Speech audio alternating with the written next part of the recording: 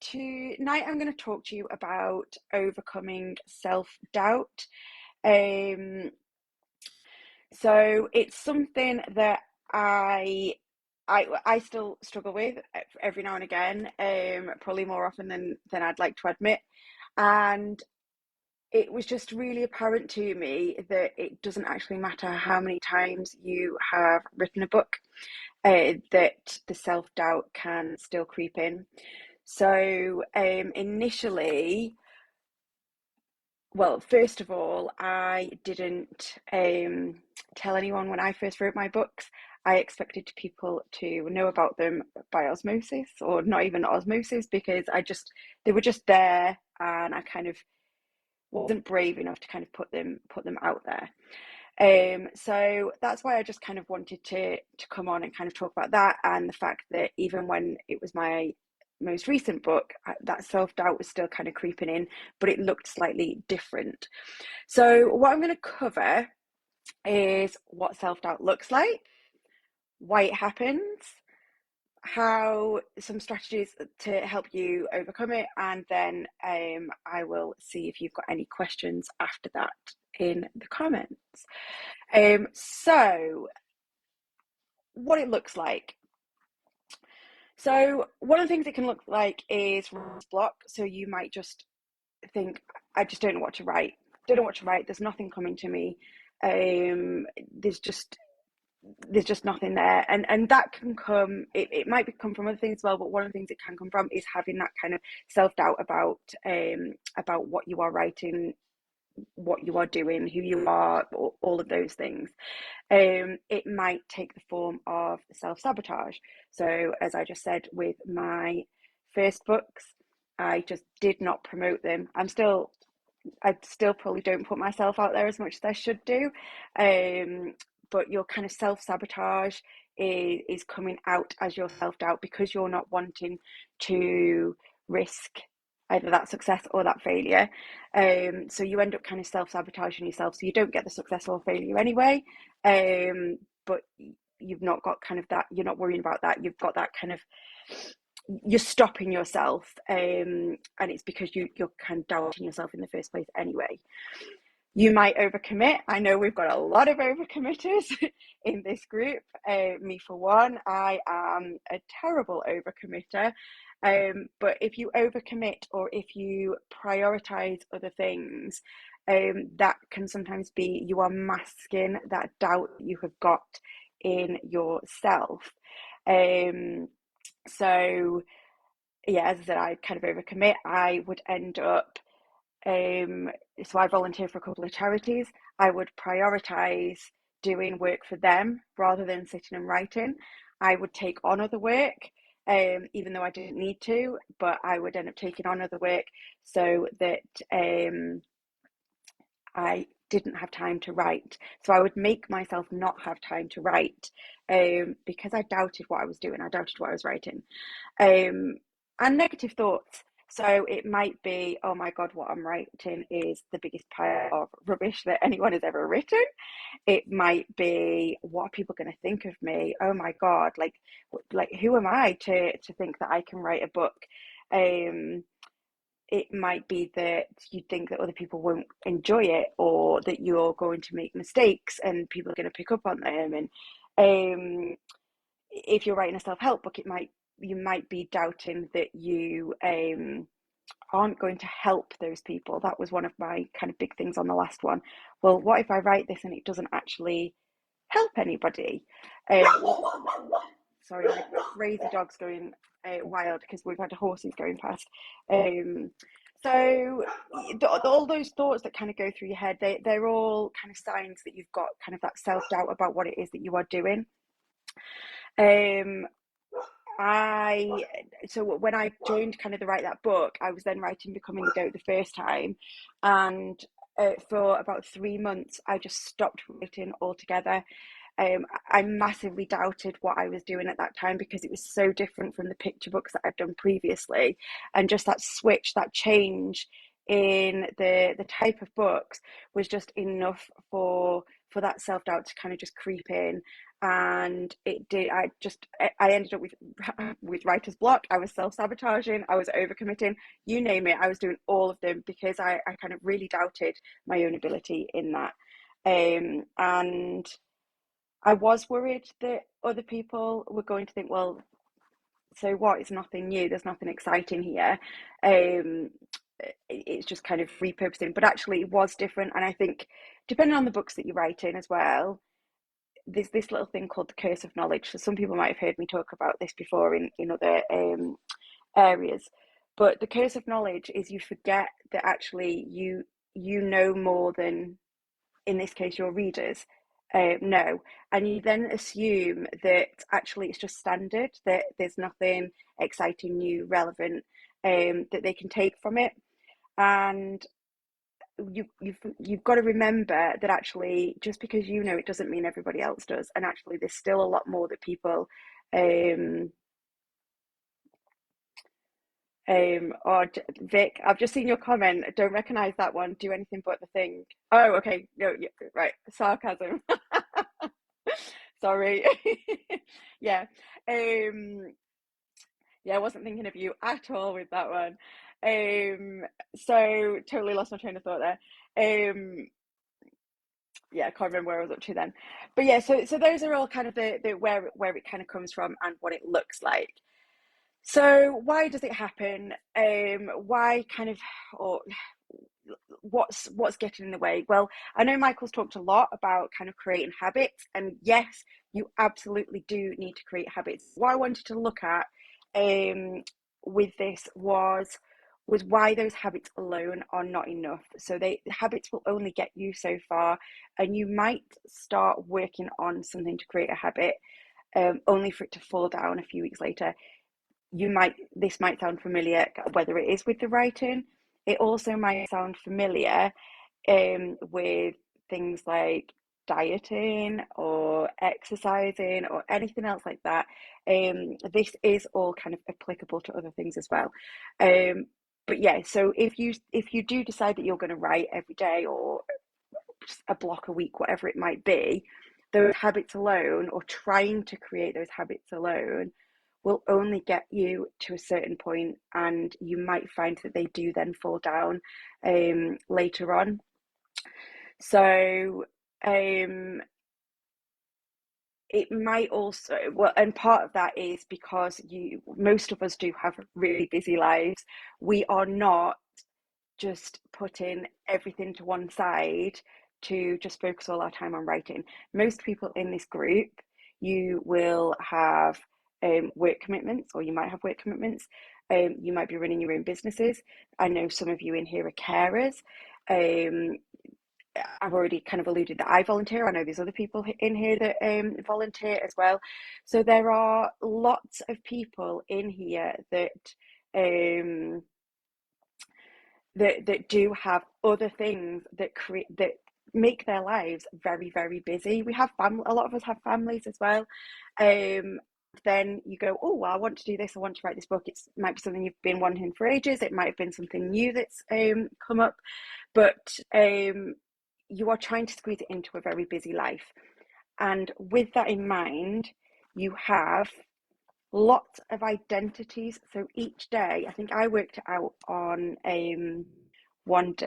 I sat down and kind of worked out all the different identities that I had. So I'm a mum, I'm an education consultant, I'm a carer, I'm a volunteer, I'm an author, I'm a coach, I'm a dog mum. Is that different from being a normal mum? I think it probably is. I'm a sister, I'm a daughter. Uh, I'm a friend, and I always forget I'm a wife. Okay, like whenever I do this list, I always forget wife. But that's 10 just there that I've come up with. That's 10 different identities. Now I did include the author identity in that one, but if you kind of sit down and you start working out what all of your identities are that you do through the day, you will soon realize why you might find it hard to kind of fit in the writing that then kind of adds to that self-doubt that you have. And another thing that might kind of come into that is that you're unclear about your goals, about what it is you're wanting to achieve. You might be here doing this for fun. And I'm not going to turn into Michael saying you've got to set that and you've got to get it done by a certain date. Goals can move, that's not a problem, but you do need to be careful that that you do have something clear that you are working towards. So put a date on it, put it somewhere clear as day for you to kind of focus on. So I have mine above the screen here. So whenever I'm working on the laptop, I can see what my goal is. And it's got various other things around it as well. So whether it's positive quotes, kind of motivational things to keep me on track. It's got some other bits as well that I'm going to come on to now. So it is about creating kind of that time, but in order for those habits to stick, you first of all, so let me go and shut the dog out.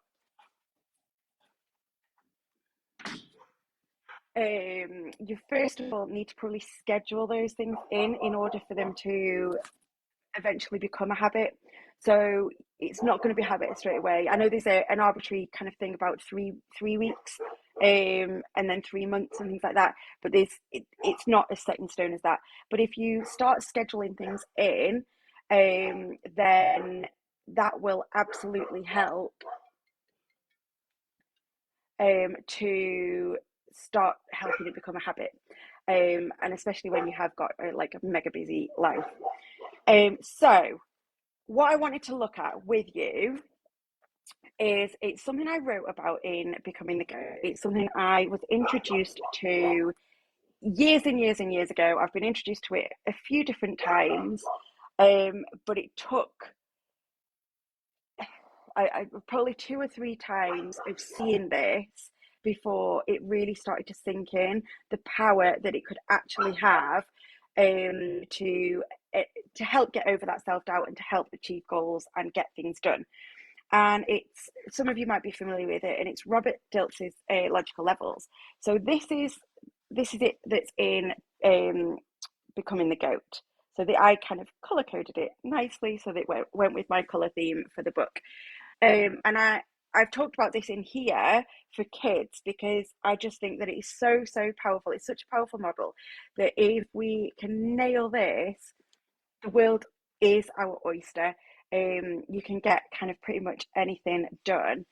And the levels start, if you look at it,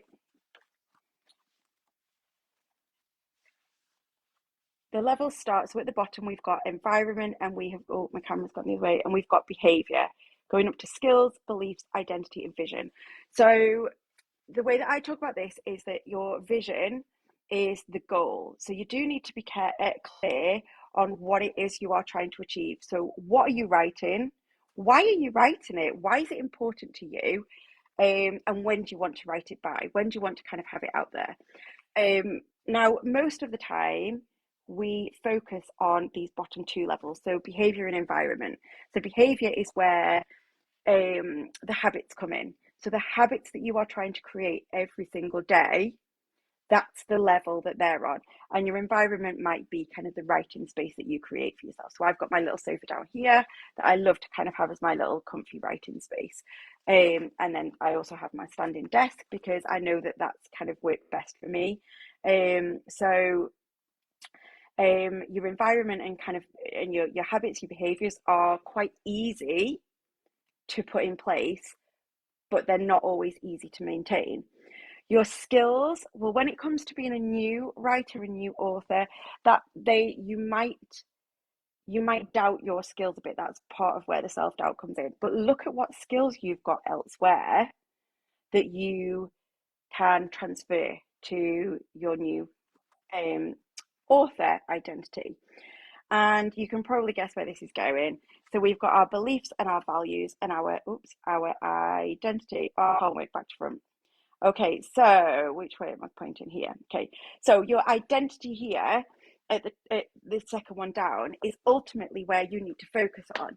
And if you kind of spend some time looking at that and saying, well, actually, I am a successful author. I am a published author. So even if you're not, work on those statements. So whether you journal about them in the morning or at night, I am a successful author. I am a published author. I write awesome content. Whatever it might be, kind of write around those. And if you've got anything that comes up as well that goes like, no, you're not, work out where's that coming from, and things like that as well. And as I said, I have also got my statements on my board, and they change. So it tends to be kind of if I've achieved a goal, or if I kind of have a slight change in direction, or whatever it might be. I look at what I've got here on my statements. It might be something that has come up when I've been journaling, and I go, oh, actually, I want to focus on that. So one of mine is that I'm organized and disciplined, because actually without being organized and disciplined, I'm not going to get the stuff done. So look at someone who you see as being a successful author. Don't know where you might find one. None of them around here. And think about what it is that you see in them. What are they? How do you see their identities? Okay. So are they respected? Are they creative? Are they organized and disciplined? What you might have one of your statements as being, I am successful. So you've got those statements there. Look at the skills and the capabilities, and I'll pop an image of the levels in the comments when I've finished as well. But if you look at each level that you've got there and just write down some statements around those, and specifically focusing on your values and beliefs as well as your identity.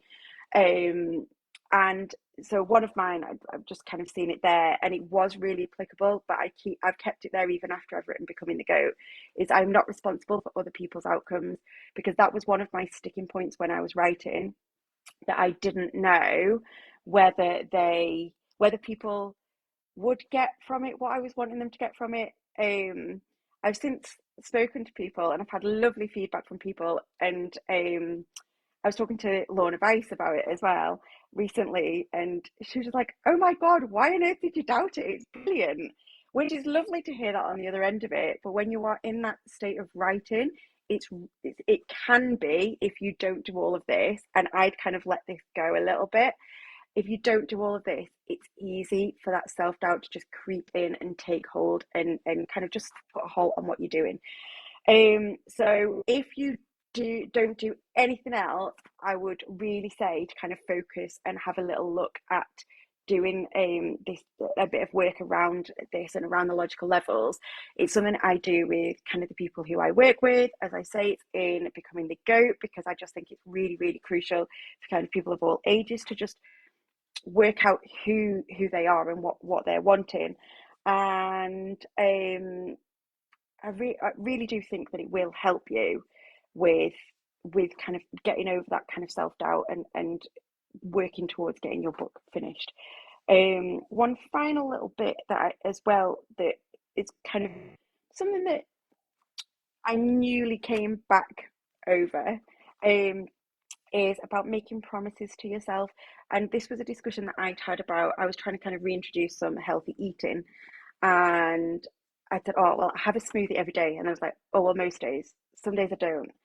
And my coach actually said to me, well, don't let yourself off about it, because if you let yourself off once, it's okay to then go, oh, well, I won't do it today. It'll be fine. I'm all right. Now I'm not saying be harsh on yourself, because that is really difficult.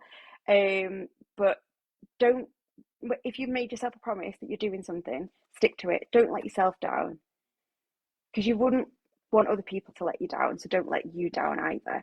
And I think all of that combined together is really kind of really works for just helping to overcome your self-doubt, and kind of get your books written.